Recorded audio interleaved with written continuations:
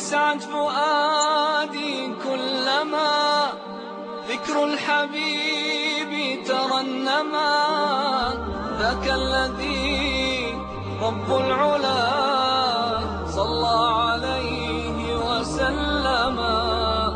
نبي رب العالمين الصادق الهادي الأمين الطاهر الدمث الذي للحق صار معلما. للحق صار معلما. ذاك الذي رب العلا صلى عليه وسلم. صلى عليه وسلم.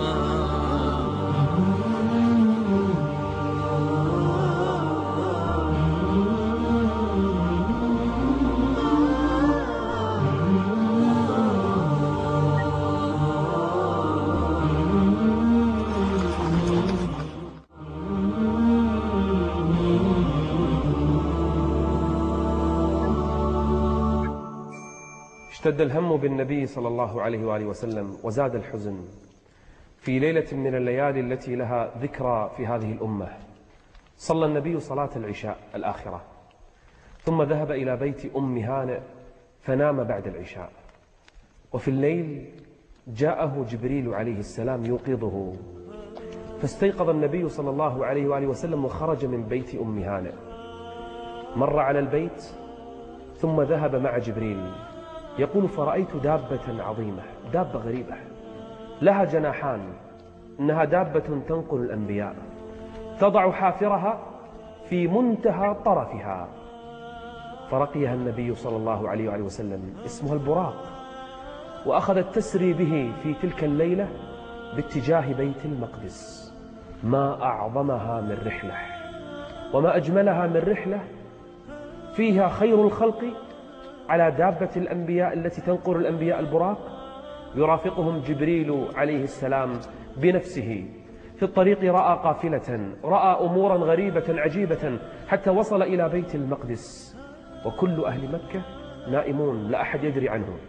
وصل إلى بيت المقدس فوجد فيها لأول مرة يراه إبراهيم الخليل.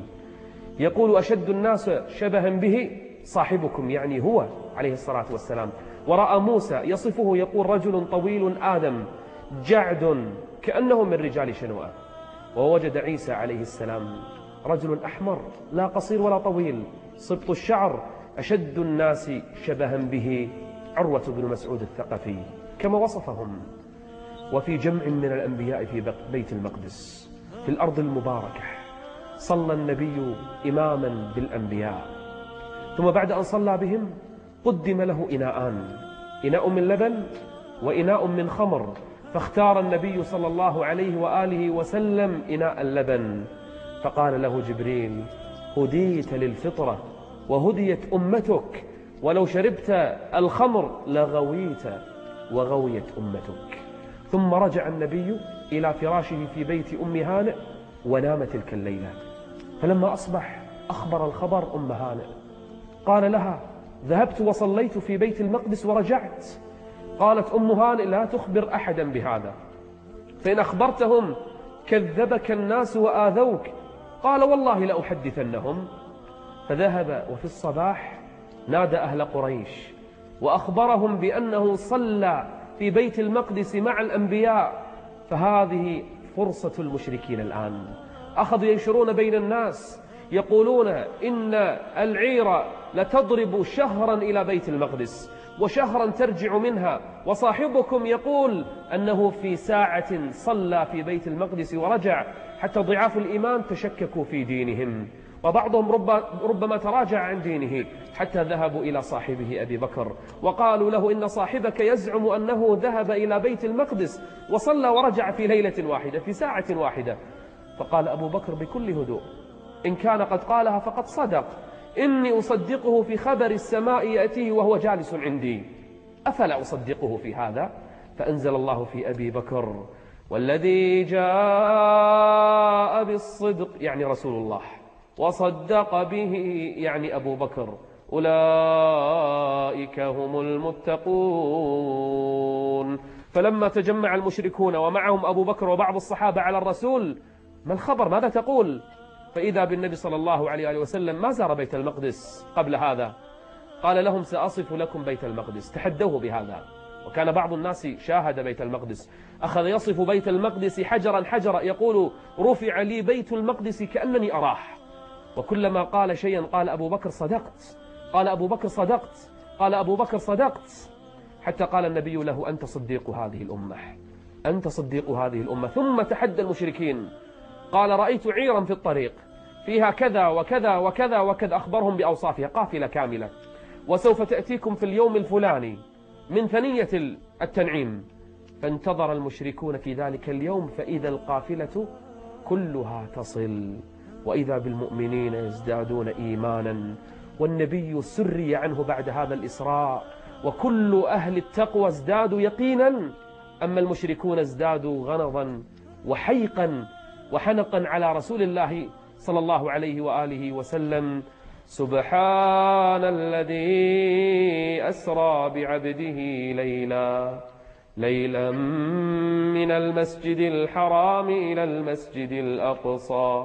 إلى المسجد الأقصى الذي باركنا حوله لنريه من آياتنا إنه هو السميع البصير.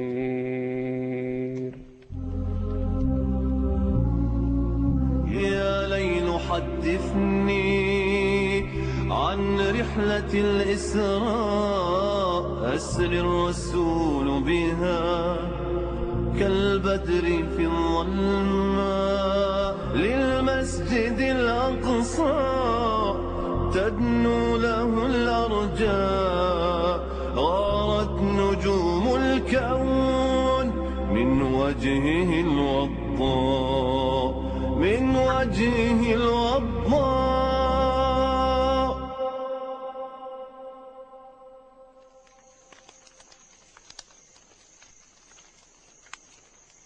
وعرج بالنبي صلى الله عليه وآله وسلم إلى السماوات العلى، وكان جبريل برفقته.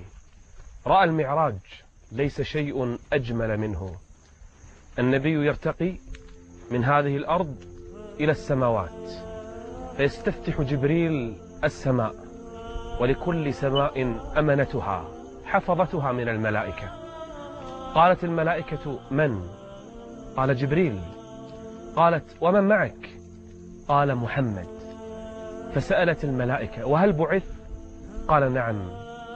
ففتحت أبواب السماء. لمن؟ لرسول الله صلى الله عليه وآله وسلم. أي مكانة هذه في حياته الدنيا، والسماوات العلى تفتح لرسولنا.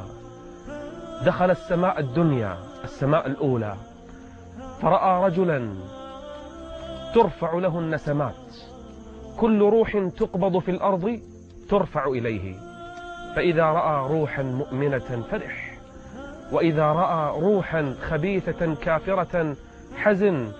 قال النبي لجبريل: من هذا؟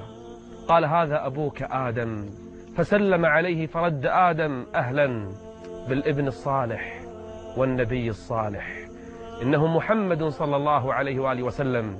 ارتقى مرة أخرى إلى السماء الثانية، ففتحت له أبواب السماء، وكلما مر عليه ملأ من الملائكة سلموا عليه واستبشروا به ورحبوا به صلى الله عليه وآله وسلم. فرأى في السماء الثانية ابني الخالة، عيسى ابن مريم ويحيى ابن زكريا، فسلم عليه وقال: أهلا بالأخ الصالح والنبي الصالح.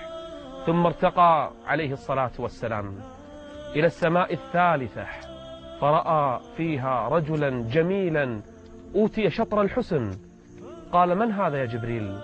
قال: هذا يوسف ابن يعقوب، هذا الكريم ابن الكريم ابن الكريم ابن الكريم. فسلم عليه فقال يوسف: أهلا بالأخ الصالح والنبي الصالح.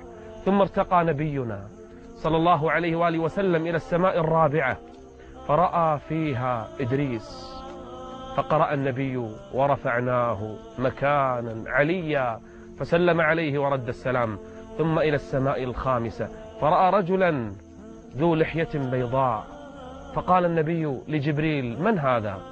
قال: هذا الذي أحبه قومه، إنه هارون ابن عمران عليه السلام. فسلم عليه ورد السلام، قال: أهلا بالأخ الصالح والنبي الصالح. ثم ارتقى رسول الله صلى الله عليه وآله وسلم إلى السماء السادسة، فرأى فيها من؟ رجلا طويلا آدم أقنى. إنه من؟ إنه موسى عليه السلام. فسلم عليه ورد السلام، قال: أهلا بالأخ الصالح والنبي الصالح. ثم وصل إلى السماء السابعة. ومن في السماء السابعة؟ رأى رجلا مستندا بظهره إلى البيت. أي بيت هذا؟ إنه البيت المعمور. كل يوم يدخله 70,000 من الملائكة، لا يدخلون مرة أخرى. من هذا الرجل الذي يستند بظهره إلى هذا البيت؟ قال: إنه أبوك إبراهيم الخليل. فسلم عليه فرد السلام، أهلا بالابن الصالح والنبي الصالح. هنا توقف الأنبياء. هذه السماء السابعة لم يرق بعدها نبي من الأنبياء. أما رسولنا فقد ارتقى عن السماء السابعة ووصل إلى شيء هو نهاية الخلق، اسمه سدرة المنتهى. ما أجمل هذه السدرة، حتى جبريل عليه السلام لما وصل إلى هذه المرتبة لم يستطع أن يرتقي. أما نبينا فارتقى. يقول: رأيت جبريل في هذا المكان، يخاف جبريل من مقام ربه. يقول: رأيته كالحلس البالي، مثل الثياب التي سقطت على الأرض. ولقد رآه نزلة أخرى عند سدرة المنتهى، هنالك الجنة، عندها جنة المأوى. هذه المرتبة لم يصل إليها لا نبي بل ولا ملك. فارتقى النبي فرأى نورا. أي نور هذا؟ قال: نور أن أراه. كلم ربه مباشرة بلا ترجمان، لكن حجاب ربنا النور. قال: لو كشفه لأحرقت سبحات وجهه ما انتهى إليه خلقه من بصره، أي كل الخلق يحترق لو كشف ربنا هذا الحجاب. أي لقاء هذا؟ لقاء الرب بحبيبه وخليله وصفيه محمد صلى الله عليه وآله وسلم.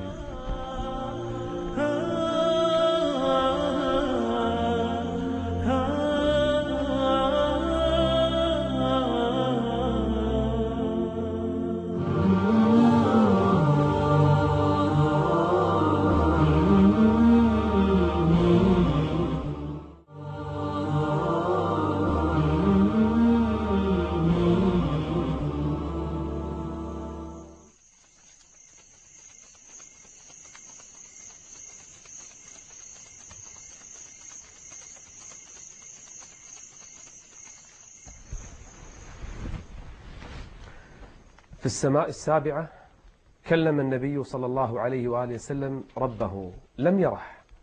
قال: نور أن أراه. فما أعظمه من لقاء وما أعظمه من كلام.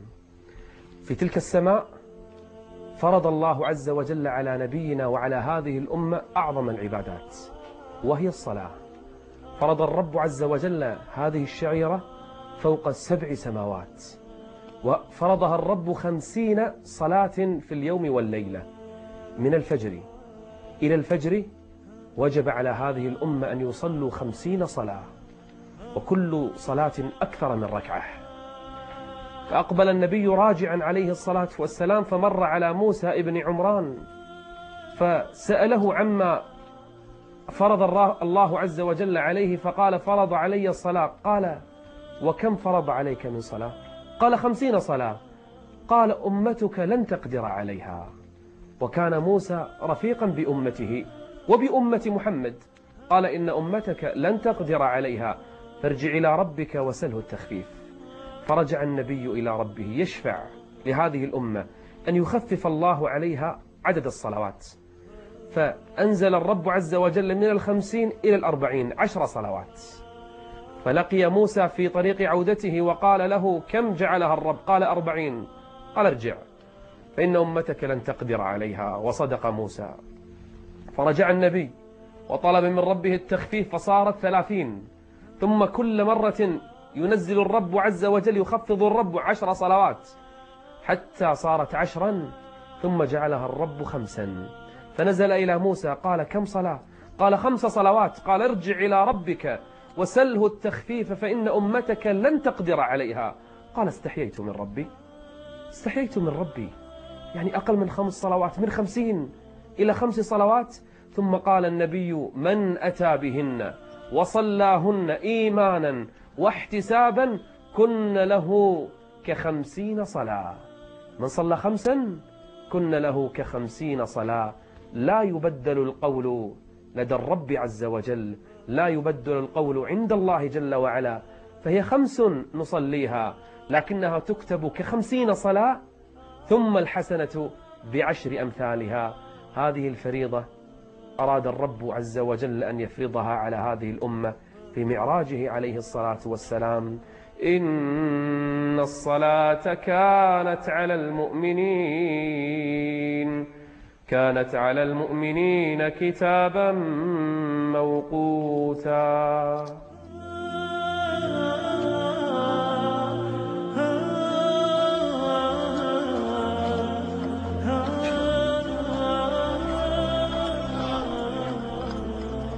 بعدها بدأ يجتهد النبي صلى الله عليه وآله وسلم بالدعوة إلى الله جل وعلا. شعاره: فاصدع بما تؤمر. منهجه: قل هذه سبيلي أدعو إلى الله على بصيرة أنا ومن اتبعني وسبحان الله وما أنا من المشركين. بدأ يستغل النبي صلى الله عليه وآله وسلم مواسم الحج وغيرها، فقد كانت القبائل تأتي إلى البيت الحرام، تزور البيت الحرام، تحج إلى البيت الحرام بنفسها، وكان يستغل هذه الفرصة بأبي هو وأمي عليه الصلاة والسلام. وكان يأتي في منى وفي غيرها في تلك المواسم إلى كل قبيلة بنفسها، فيأتي إلى القبيلة فيقوم فيهم مناديا: يا بني فلان. هو بنفسه يناديهم: يا بني فلان، يا بني فلان، إن الله بعثني إليكم لتعبدوه وحده لا شريك له، وتخلعوا ما دونه من الأنداد والأوثان والأصنام، وأن تؤمنوا بي وتصدقوني وتعينوني على أن أبلغ دعوة ربي.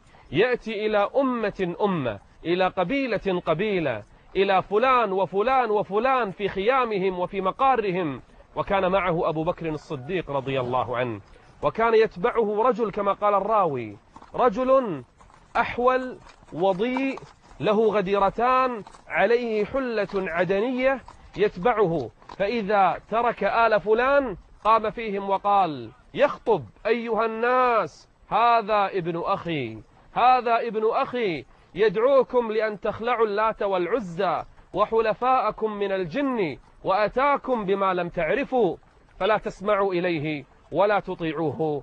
يظل النبي يدعو إلى الله ولا يبالي بمن يعاديه ولا من يصده. هذه دعوة الله، وهذا أمر الله لا بد أن يتمه.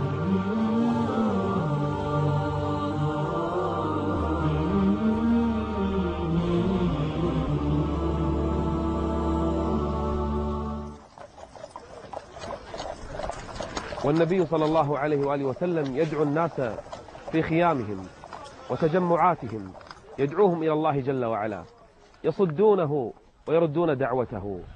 لكن هنا أذن الرب عز وجل أن يتغير مجرى هذه الدولة الإسلامية، فإذا به يجد نفرا سألهم: من أنتم؟ قالوا: نفر من الخزرج. قال: موالي يهود؟ قالوا: نعم. قال: أفأجلس إليكم أحدثكم؟ قالوا: تفضل. فأحسنوا إليه، فجلس النبي يبلغهم دعوة ربه ويعرض عليهم الإسلام فكأنهم استحسنوه. هنا أذن الرب أن يدخل قوم في دين الله، وقد كانوا على الشرك وعبادة الأصنام، أما يهود فكانوا أهل كتاب. فقال بعضهم لبعض: تعلمون أن يهود أخبرتكم أن هذا هو زمان بعث نبي، ويهود تتوعدكم به، فلا يغلبونكم ولا يسبقونكم عليه. فآمنوا بالنبي وصدقوا به وتعلموا الإسلام، ثم قالوا: يا رسول الله، ليس أحد من العرب بينهم قتال كالذي يحصل بيننا، وكان بين الأوس والخزرج نزاع وقتال قديم، فلعل الله أن يجمع بيننا بك. ثم لما علمهم الإسلام رجعوا إلى المدينة، وكانت تسمى يثرب، فما من بيت إلا وأخذ يتكلم عن رسول الله في المدينة. ثم لما جاء الموسم المقبل جاء 12 رجلا من الأنصار ليلتقوا برسول الله في مكان يسمى العقبة في ذلك الموسم، ليبايعوا النبي صلى الله عليه وآله وسلم بيعة سميت بيعة النساء. لما؟ لأنه ليس فيها قتال. بايعوا النبي على أن لا يشركوا بالله شيئا، ولا يسرقوا ولا يزنوا ولا يقتلوا أولادهم، ويطيعونه ولا يعصونه. بايعوا النبي، فلما بايعوه وعلمهم الإسلام ودين الله جل وعلا سرا، بعث معهم رجلا كان أول سفير في الإسلام، إنه مصعب بن عمير، ذلك الشاب المترف المنعم في مكة. لما أسلم ترك الدنيا بملذاتها، بل هاجر وحيدا فريدا إلى المدينة يعلمهم دين الله جل وعلا. ذهب إلى المدينة ونزل عند رجل اسمه أسعد بن زرارة، سيد من سادات الأنصار. نزل عنده وأخذ يتعاونان في الدعوة إلى الله جل وعلا.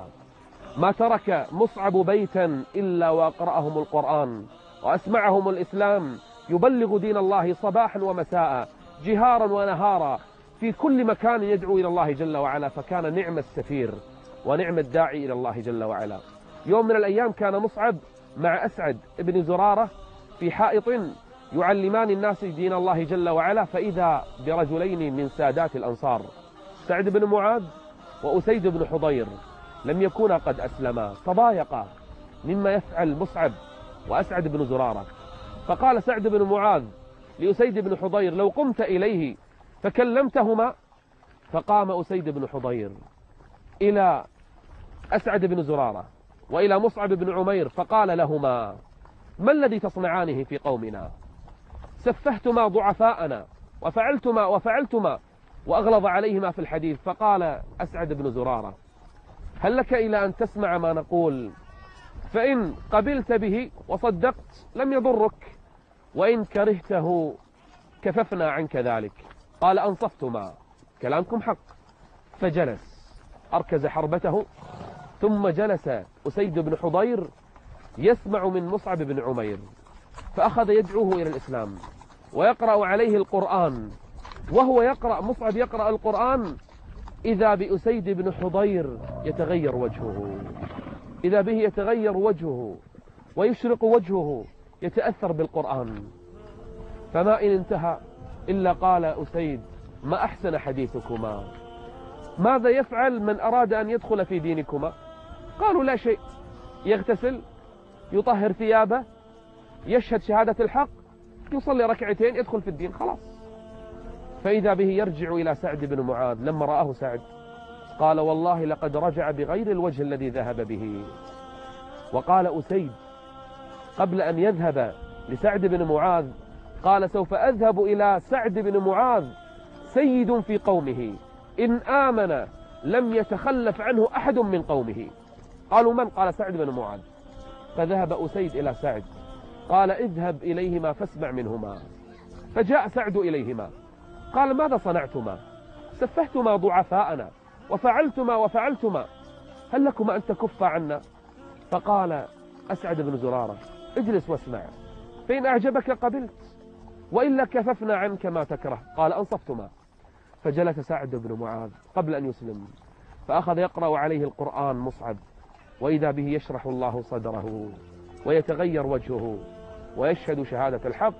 ثم ذهب إلى قومه وقال: يا بني عبد الأشهل، ما أنا فيكم؟ قالوا: سيدنا وأفضلنا رأيا وأنجبنا عقلا. قال: فإن رجالكم ونساءكم كلامهم علي حرام حتى تدخلوا في هذا الدين وتؤمنوا برسول الله. فإذا بقومه جميعهم يؤمن بالله وبرسوله. هكذا انتشر الإسلام في المدينة. بدأ بنفر من الخزرج، ما أيس النبي من الناس قبيلة قبيلة حتى أدخل الإسلام في قوم من الخزرج.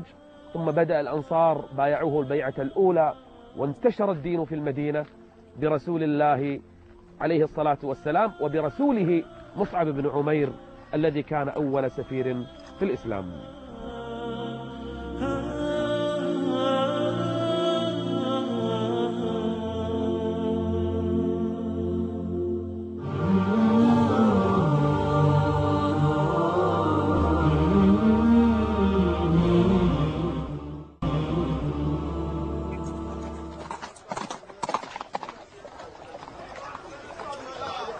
كان المسلمون من الأنصار على موعد مع رسول الله صلى الله عليه وآله وسلم في البيعة الثانية، بيعة سميت بيعة العقبة الكبرى، وكان الموعد في الحج.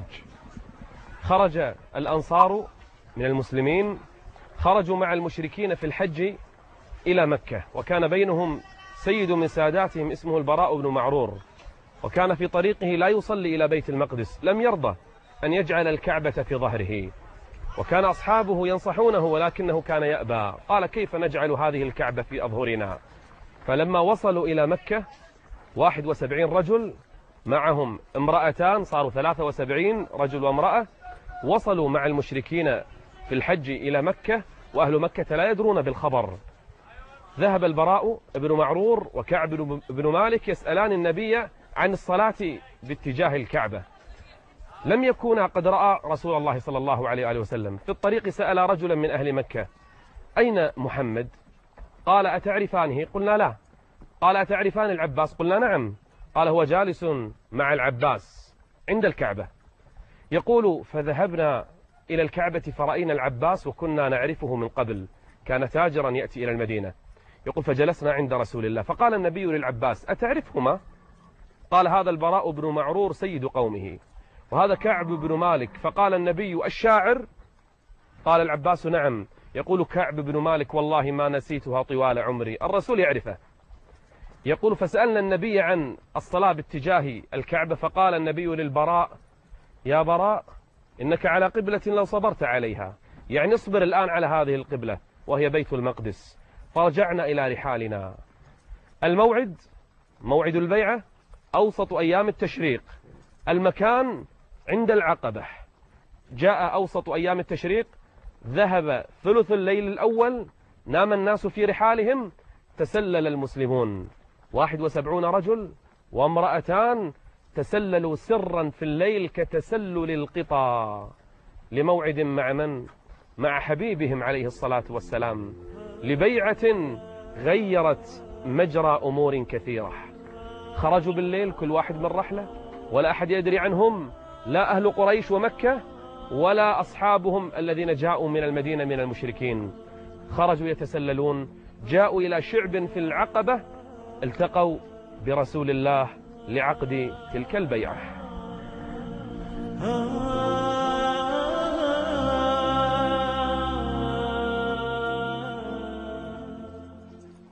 خرج مع النبي صلى الله عليه وآله وسلم عمه العباس، ولم يكن أسلم، لكن أراد أن يستوثق من ابن أخيه. فلما لقي القوم الأنصار قال أيها القوم تعلمون ما محمد بيننا، منعناه من الناس ومن أعدائه، فإن شئتم قبلتم به وأخذتموه معكم تمنعوه من الناس، وإلا فاتركوه بيننا. فلما انتهى قالوا له انتهيت يا عباس؟ قال نعم. قال قل يا رسول الله ما أحببت وما شئت. فقال النبي صلى الله عليه وآله وسلم لهم قال أبايعكم على أن تمنعوني مما تمنعون منه نساءكم وأبناءكم. فقال الأنصار رضي الله عنهم قالوا بل نمنعك مما نمنع منه ما تحت أزرنا، ليس فقط نساءنا وأولادنا، نحن أهل حرب وجربنا الحروب.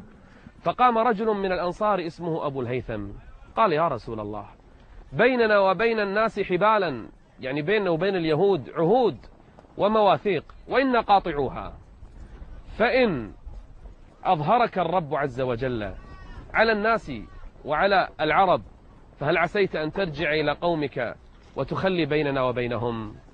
قال النبي صلى الله عليه وآله وسلم قال الدم الدم والهدم الهدم، أحارب من حاربتم وأسالم من سالمتم.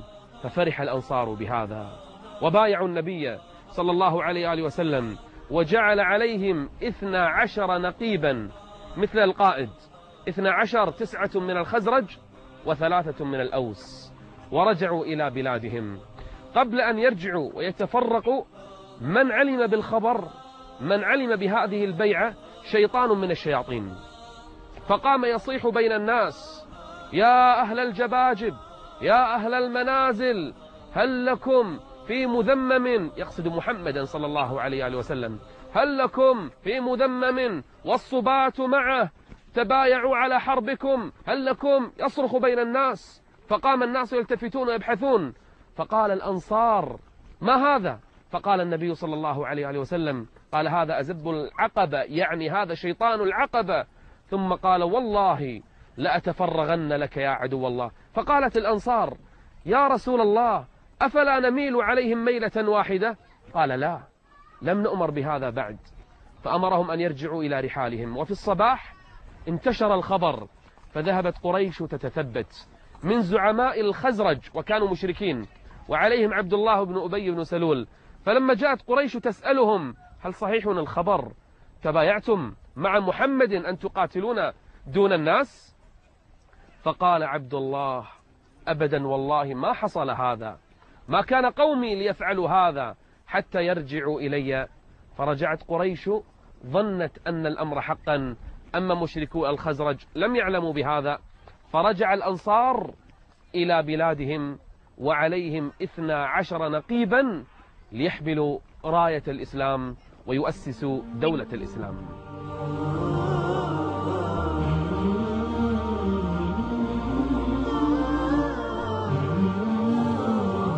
كالنور في جنح الظلام جاء الحبيب